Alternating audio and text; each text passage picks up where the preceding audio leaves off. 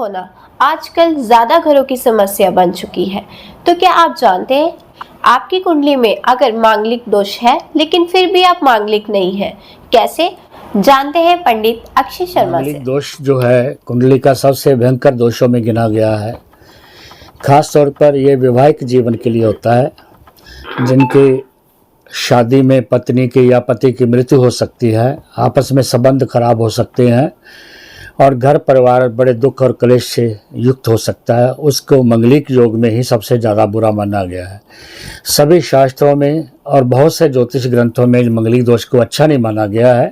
हालांकि नाम अच्छा है, मांगलिक अर्थ है शुभ कार्य, लेकिन शुभ कार्य जो सबसे अति उत्तम होता है वो विवाह होता है। लेकिन विवाह के जन्म पत्री मिलाने में जब हम दो की जन्म पत्री मिलाते हैं, जैसे लड़के और लड़की की, वर और कन्या की कुंडली मिलाते हैं, उनमें से सबसे बड़ा दोष जो है मंगलिक दोष को ही देखा जाता है। और ये दोष कैसे बनता है? जन्म कुंडली के अंदर पहले घर में, चौथे घर में, सातवें घर में, आठवें घर में, 12वें घर में अगर मंगल हो तो मंगलिक होता है। ये एक स्थूल सिद्धांत है जो सर्वमान्य है। इसके अलावा कहीं और मंगलिक नहीं माना जाता। दूसरा है इसको लगन कुंडली से देखना। तीसरा इसको देखना, हमने क्या देखना है कि चंद्रमा की कुंडली से। चौथा सूरज की कुंडली से। मतांतर से कई जगह पर शुक्र से भी यही देखा जाता है। अर्थात 1, 4, 7, 8, 12 भाव में अगर मंगल हो, सूरज से 1, 4, 7, 8, 12 में, या चंद्रमा से 1, 4, 7, 8, 12 में, और कहीं कहीं शुक्र से 1, 4, 7, 8, 12 में मंगल अगर बैठा हो तो वो मंगलिक कहलाता है। के लिए सबसे हुआ जो है इसी कारण से है कि मंगल दोष आने पर जीवन साथी की मृत्यु, तलाक, परिवार में क्लेश, दुख, आगजनी, नुकसान, अल्पायु, इस प्रकार के योग बन जाते। इसलिए मंगलिक दोष को बड़े गौर से देखा जाता है। और जितने भी ज्योतिष के ग्रंथ हैं उनमें अधिकतर में ही मंगलिक दोष का ही ज़्यादा विचार किया गया। जब हम जन्मपत्री मिलाते हैं सारणी में, अर्थात मेलाप करते समय हम ये भी विचार करते हैं, जब 28 से ज़्यादा गुण मिल जाते हैं कुंडली के, यानी जो कोई भी कुंडली 75% से ज़्यादा मैचिंग कर जाए, तो वहाँ भी मंगलिक दोष का इतना दोष नहीं होता जितना हम समझ लेते हैं या मान लेते हैं। 10 या 15% दुनिया में होते हैं जो मंगलिक होते हैं, बाकी सब मंगलिक दोष से भंग हो जाते हैं। लेकिन आधुनिक जोशी या कुछ जिनको थोड़ी बहुत अज्ञानता हो, वो ऐसा इसका प्रयोग अभी भी करते हैं कि नहीं ये मंगलिक है, ऐसा है।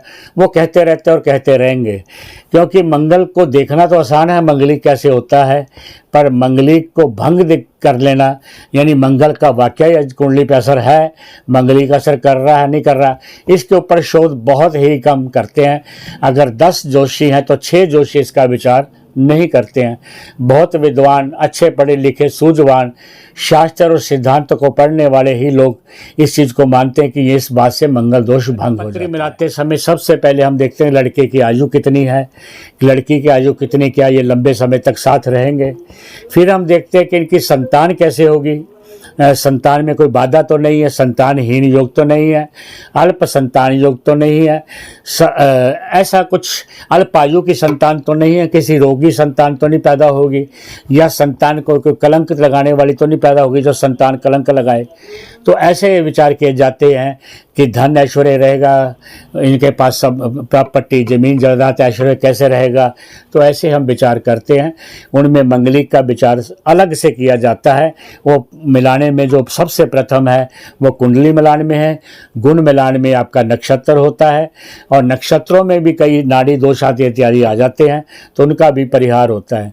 लेकिन दुख की बात यह है कि ज्योतिष तो सभी करते हैं, परिहार जो ज्योतिष का है, अर्थात मंगलिक का प्रहार, नाड़ी दोष का प्रहार, गण दोष का परिहार, भुकर दोष का परिहार, योनि दोष का परिहार जो है वो हो जाता है। लेकिन लोग मानते नहीं हैं और उसके ऊपर ज़्यादा विचार नहीं करते।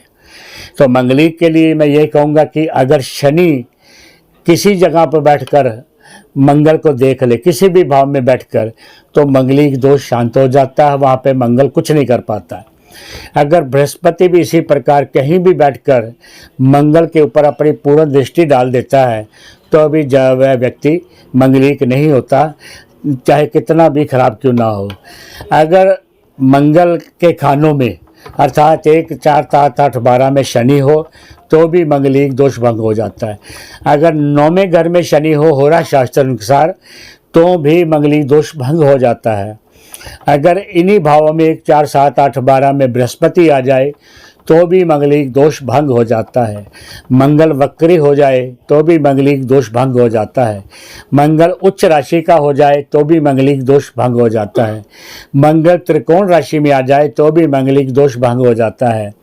मंगल नीच राशि का, शत्रु क्षेत्री का, मित्र क्षेत्री का भी आ जाए तो भी मंगल भंग हो जाता है। परिहार बहुत है, अनेकों ग्रंथों में इसका लिखा हुआ है। राहु के साथ संबंध कर ले तो भी मंगलिक दोष भंग हो जाता है। चंद्रमा के साथ अगर मंगल बैठ जाए तो भी मंगलिक दोष भंग हो जाता है।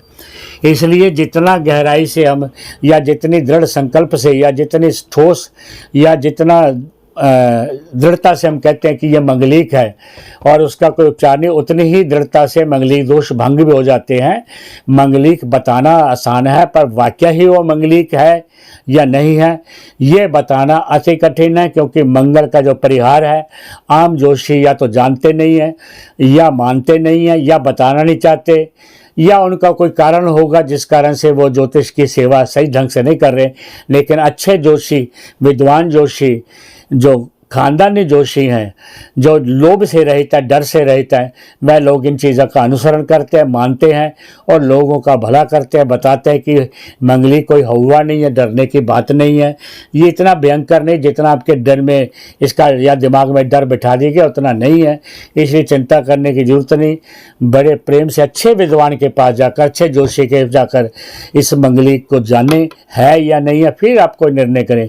क्योंकि हमने देखा कि जितने भी अखबार मैगजीन में आते हैं कि हमारा लड़का मंगलिक है, लड़की मंगलिक चाहिए, लड़की मंगलिक है, लड़का मंगलिक चाहिए, हमने देखा है कि 70% उनमें मंगलिक होते ही नहीं, परंतु इसी चक्कर में अपनी वो शादियां लेट कर लेते हैं। अच्छा जीवन साथी मिलते मिलते उनको रह जाता है, अच्छा घर परिवार मिलते मिलते रह जाता है, अच्छे खानदान से, अच्छी योग्यता से वो रह जाते हैं।